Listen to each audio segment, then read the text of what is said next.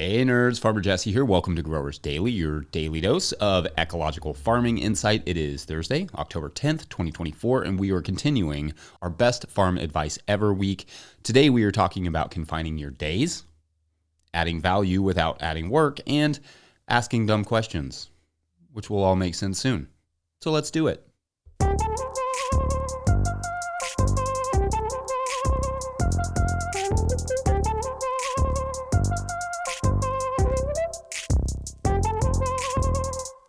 Okay, so Hurricane Milton is wreaking havoc on Florida right now.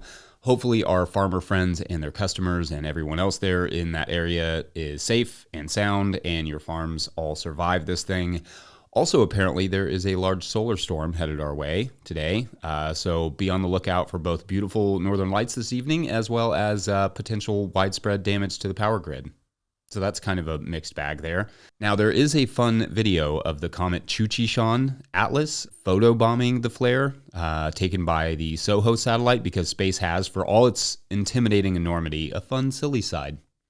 Anyway, today I want to talk about one piece of advice that I think I first heard from J.M. Fortier back in 2014 at an event here nearby in Lexington, Kentucky, and it was simply to confine your workday. The basic idea here is that if you do not have a set stopping point for your workday, you will not stop until you have to. But if you do have a defined stopping point, like say 4 p.m. or whatever, you will be forced to stop, so you have to find more efficient ways to work. You have to or you won't get them done. Necessity is the mother of invention, right? So by confining your day to a set number of hours, you effectively manufacture that necessity. This idea is true for all business owners and all contractors. On our farm, that stop hour is 4 p.m. I rarely work past 4 p.m., save for having to water the greenhouse sometimes in the summer because I'm a dummy and refuse to set up some sort of automated watering system. But 4 p.m. is the cutoff of actual labor, and more often than not, we get everything done by then or even earlier. It definitely did not used to be that way. I used to farm until dark. I used to farm until I could barely stand. What you notice when you confine your day to a certain set of hours is that you not only make things more efficient, but you also start looking at certain crops you are producing or tasks you are doing and asking yourself, and by yourself, I mostly mean your numbers, if that crop or task, either one, makes sense anymore financially, or two, can be done more efficiently. Some crops are just wildly labor intensive. Tunnel tomatoes, for instance. With all the pruning and harvesting and trellising, you have to be selling every single tomato at a pretty high price to make a good profit from them. And even then, lettuce is going to make you a better profit. Arugula is going to make you a better profit. Lots of things are more profitable than tunnel tomatoes. Or maybe it's not a crop. Maybe once you start to do this, you realize how much time you are spending looking for tools or fiddling with the irrigation. So you organize your tools and start to fix the irrigation in a more permanent way so you can complete your day on time. Because confining your day is not just about stopping at a certain time. It's a tool for evaluating your systems, but also it is about stopping at a certain time, especially when you have a family and kids and a community to tend to. Even with this show, I am confining the amount of time I spend on it so that I can leave half of the day at least for farming. If I didn't confine or constrain it, and if I did not give it a set number of hours, I would probably just spend all day, every day working on it, trying to perfect the videos and notes and audio and etc. If it's imperfect, just know that's because I'm hanging out with my kids or my wife or coaching soccer or farming. Again, your relationships, not your work, are going to be what you care about at the end of your life. Make sure those get the proper attention now that they need so that they can remain strong throughout your lifetime. Without question, that little tidbit I took from J.M. Fortier all those years ago has served me well. But one more thing I want to squeeze in on this particular point is that thing I'm always saying about if you want something done, give it to a busy person. It's something my dad told me a long time ago and something I observed a lot in kitchen work, which I'll talk about actually in the third segment today. When I was cooking, I noticed that on the busiest days, when a chef would randomly hand me an extra task to add to my list, my brain would start to compartmentalize the list and do a sort of on-the-fly triage where I would rapidly find what I could bump and what absolutely had to get done first. It didn't always require me to work faster, though sometimes that was the case, but rather because I was already busy, I knew where I could find the time. I basically had to cut the fat in a kitchen. That could be literal or figuratively, I guess, because I didn't have a choice. In a restaurant, the time constraints are built in. Their ticket times and service times, they don't have much give. So an example would be like, after I put the potatoes Anna in the oven, I knew I had 45 minutes. I could bust out a couple other tasks while that cooked. Or when I went to cut the stock mirepoix, 50% onions, 25% carrots, and 25% celery, I would also bring enough produce in containers to cut the sauce mirepoix and the brunoise garnish mirepoix, which is just kitchen speak for really tiny and well-cut onions, carrots, and celery. Busy people find little ways to save time. Find enough of those moments, and it adds up to a lot of saved time over the course of a day. Of course, my dad was merely making an observation when he said that. If you want something done, give it to a busy person. But I do think there is some value in forcing yourself to be and stay busy. When I pick up my phone and start scrolling, I think, oh, I could be doing this, or I could be getting done with my day a little bit earlier so I can do whatever I want this evening. Like I said, I don't think it was meant to be a philosophy, but, well, sometimes philosophies happen. So I don't know if it's advice that I'm giving here, but embracing busyness by confining your days can actually free you up to do other things that you love to do. All right, next we are going to get a question from a Patreon member on adding income streams without adding too much work. BRB. Today's episode is brought to you by Rimmel Greenhouses. Whether it's tomatoes to market, flowers in the spring, or your family's harvest, growing in a greenhouse protected from the weather provides the right environment that you need for a harvest that you can count on. Rimmel greenhouses are designed for durability and offer the quality that you need to grow productively year-round. Visit rimmelgreenhouses.com to get a quote today. If I may editorialize for a second, I own a Rimmel tunnel. I love it. We built it ourselves, and I really appreciated the quality of the tunnel as well as the customer service we received in the process. So make sure to check them out. If you, the listener, want to support our work, you can do so at patreon.com/no-till-growers. I will get to questions from everywhere that questions come in, but I will always get to those Patreon questions. They live at the top of my questions list. You can join for as low as $2 a month, and I'll give you a shout out at the end of the show the following day because you're rad and you support ecological farmer things. It's like double rad. Anyway, today's question comes from Stein, who writes, I think an interesting topic could be unconventional ways to add little income streams to your bottom line. Perhaps putting a small honesty box is suitable for some. Others may figure out that they can sell turnip greens in addition to the turnips themselves, etc. Perhaps get some ideas from the community about unexpected income streams that creative minds came up with. So first, yes, community. I'd love to hear your ideas on this question. Personally, I'm going to take this question and build on it a bit. I am a huge fan of adding value, but simultaneously not as much of a huge fan of value-added products. Because more often than not, by adding a product, you are basically adding a whole other business, like salsa or tomato paste or whatever the product may be.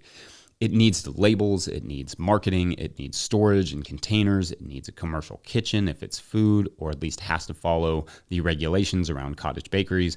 Now, 100% value-added products can and do work for some people. It's just that I think before venturing down a road like that, it may be worth exploring how you can add value to your business without adding a whole other job or, well, a whole other business. Services can be one way to do that. So maybe something like a choose your own or a home delivery CSA for a slightly higher price. I like delivery as an option, even if it's slightly more labor-intensive example of adding value. But I like it, especially if you are already doing deliveries to restaurants, like you're already out delivering, may as well add some personal deliveries. For adding delivery, maybe it's a CSA, but it could also be an online store and you set up a delivery boundary and charge $5 or $7 or $10 or whatever makes sense for your clientele, then allow them to buy whatever they want and you'll deliver it instead of having them have to pick it up at the farm or at a market or whatever. Even if you have to hire someone to do this delivery job, but you can make 10 or 20 deliveries in an hour, that could be a good value add without creating an entirely new business. Yes, there would be some more labor there in organizing and delivering, but less so than processing and labeling and storing a product. Another service that adds value to a product is how it is presented. This is especially true for high-end restaurants. Chefs in particular love to create beautiful things and will often pay slightly more for a product that, at the very least, looks higher end, looks beautiful. Now, this isn't universal. Some chefs don't have a choice and will look We'll look at $7 or $10 a pound lettuce mix longingly, no matter how it's packaged, as they turn around and buy the $5 a pound or $4 a pound stuff that rots in a day from the box truck. But if you grow really great produce and present it well to a chef, that can be an easy value add for you. The same thing applies to farmers markets. Just having pristine looking produce means you can charge more than those whose produce is slightly wilted or slightly dirty or whatever. Giving customers an experience and relationship to their food is also an easy value add. People are more likely to support you if they know you and like you and have a connection to you and the farm. This could be as simple as taking your time to chat with people at the farmer's market, kind of get to know them, let them get to know you, or allowing your customers to come take a free farm tour once a year for an event. Social media, as obnoxious as it is, can also contribute to that. People can share what they're making with your food, and they can see what's coming up out of the field. Though I do hesitate to suggest trying to make money on social media. It's a lot of work to make money on TikTok or Instagram or YouTube or whatever, and will suck you into a constant need to produce something new every single day, he says as he produces a daily podcast. But you get the idea. It's a lot of work for not a lot of pay. So if it evolves into that, great, but start out just thinking, how can I use this to connect to my customers? Just having a farm store can add a lot of value because it is so little work. Yes, there may be the upfront cost of building a small structure or moving one onto the property or modifying an existing one, but with the right design, you can leave an honor box there or an honesty box, whatever you want to call it, for people to pay, which could make a good show topic for the future because there are ways to do that safely. If you did a farm store, perhaps you can find ways to add even more value to that space with electric vehicle charging stations, and or self-guided farm trails through the farm with a sign to contribute to your Venmo. I like your question, Stein, and hopefully others can add their ideas to what I just described. All right, next, we're going to take a quick break and then talk about the value of asking questions.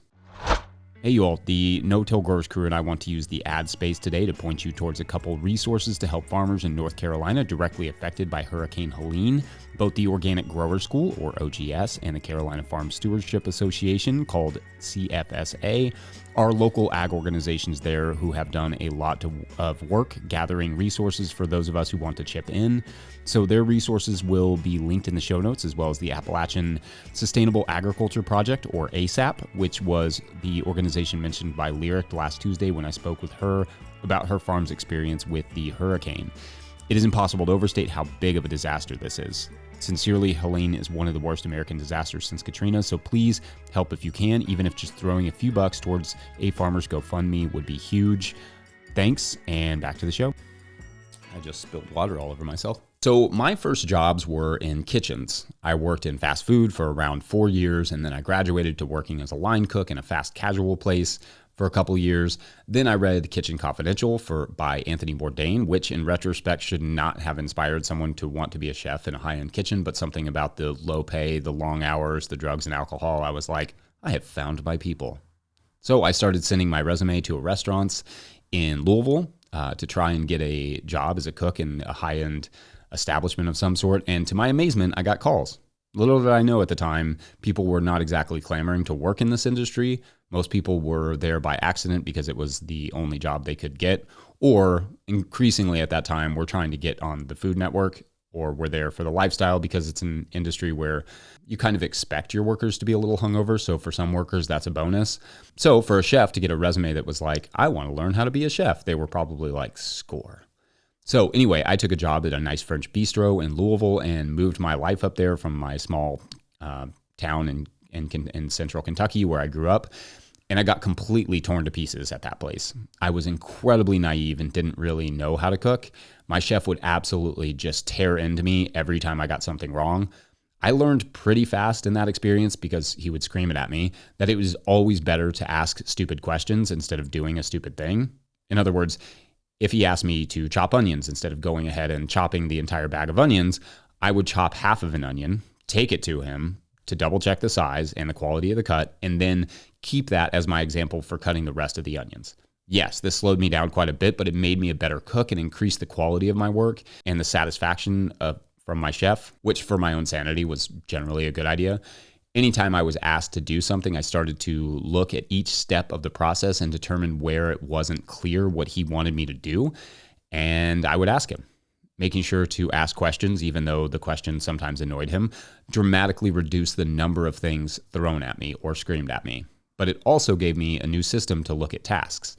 And so I became reasonably good at that, at asking questions. I started to like what I could call finding the question. That is, when something is presented in a very straightforward way, what is the question not being asked? I mean, where could this particular task be screwed up? I gravitated, in fact, towards journalism in my 20s and 30s because it's asking questions professionally, and I love that. I love science because it's all about asking questions and trying to answer them to often only come up with more questions, which is also fun. Now, questions are a big part of what I do in farming. If something is done a certain way, why? Take the video I did on onions, for example. I had seen for years how people trim their onions before planting to improve yield. I'd probably even said it myself. It's so common. It's practically a mantra in the gardening world. And I was like, does it though? Does it help? Where does that idea come from? And has it been studied? It turned out after reading the research that no, it does not improve yields. And also it comes from large-scale onion farmers looking for faster ways to transplant onions without losing too much yield, because onions wont to tangle together if they're left really long. That's it. It has nothing to do with improving the yield or bulb size, and more often than not, it actually decreases those things. According to the studies, it's just really all about efficiency. So I have stopped trimming my own onions because it's just an unnecessary step. So I got good at asking questions for my own survival. At least that's what it felt like to work in kitchens in the early aughts, like survival. But I think it's a skill we can all develop, and I think it's a skill that can help us be better growers. It's something I impress upon people who have worked for us. And if you ever have a moment of doubt, just ask. There are no stupid questions. No stupid questions even for the owner to ask. I ask myself stuff all the time. Why am I planting X crop like this? Is there a better way to do it? Or does tighter spacing actually give you more yield on this particular crop? For some of that, there are no known or at least no directly applicable answers, and you will have to take and review your own data, say planting 2 beds at 2 different spacings to see what the results yield. But for other things like the onions, the data is already there. When it comes to growing methods, a good question is simply, is this actually the best way to grow or store or package this crop? Is there a better way? Those questions can get you pretty far and can improve your systems dramatically. Anyways, I started thinking about this idea of the importance of asking questions and how it's been so important to my life while I was working on yesterday's show. It was in the 3rd segment when I was talking about working harder than you dream. So that idea of working harder than you dream, which is to say that hope and dreams can be fuel, but you have to do the work to accomplish them. Anyway, that made me think of this quote I'd heard recently from the University of Kentucky men's basketball coach in a video they did about their training from one of their practices, which, yes, I will go shamelessly anywhere for inspiration. But he told his team, the magic you're looking for is in the work you're avoiding. It's a quote I like and that I'd heard before that the internet attributes to Dipen Palmer. But the thing is, I cannot find a single solitary reference to who in the world Dipen Palmer is. There is not a Wikipedia page. There is not a book this Palmer person wrote where the quote could have been extracted.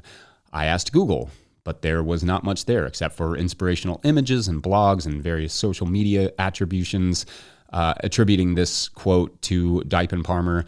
There is one person with that name on LinkedIn who is the manager of one company and maybe like the director of another in India who seemed like an unlikely candidate for this particular quote.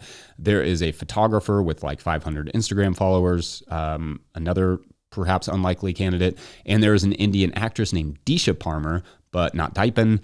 Certainly there are others named Dipen Palmer in the world, but no prominent figure who I could find said this quote. And just so it's clear, this quote is freaking everywhere.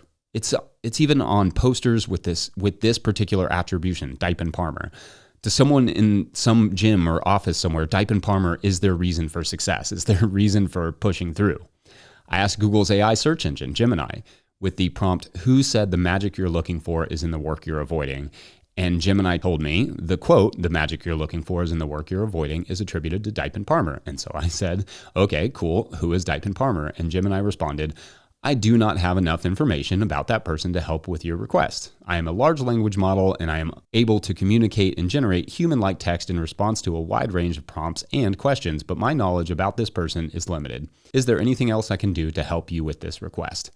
So suddenly, the magic I started looking for was how in the world was this quote attributed to like a completely, not just unknown, but seemingly unknowable human by so many people without anyone asking the question, wait, who is Dipen Palmer? Honestly, it's because the work those people were avoiding was probably just a simple fact check. Now, to be fair, it's a totally good quote without knowing who Dipen Palmer is, but it is fascinating that there is this whole person who has created this quote that nobody has any idea who it is. So I guess that's your farming lesson for the day. Be curious, ask questions, and someone please find Dipen Palmer. Their quote is looking for them. Now, maybe I'm entirely wrong and Dipen Palmer is huge non-English speaking countries with non-English speaking AI or whatever, in which case feel free to correct me. And I'll send my apologies tomorrow on the show. But also tomorrow on the show, we will get to some of your great farming advice from the week that you all sent over with my unsolicited commentary.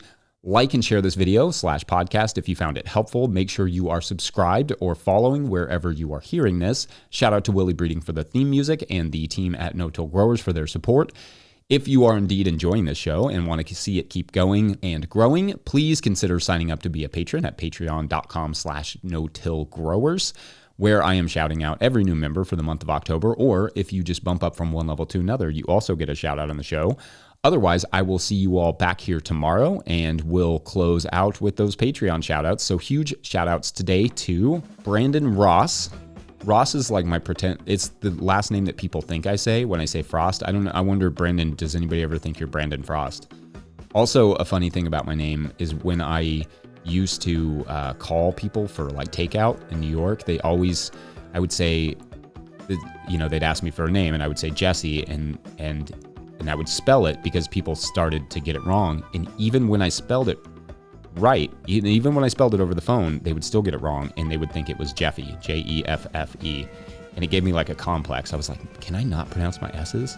Like there are probably people in the world that think my name is Farmer Jeffy, which is funny, especially because the spelling is kind of like Hefe. Anyway, shout outs to Brandon Ross and Tavernus. Thank you for watching or listening. We'll see you tomorrow.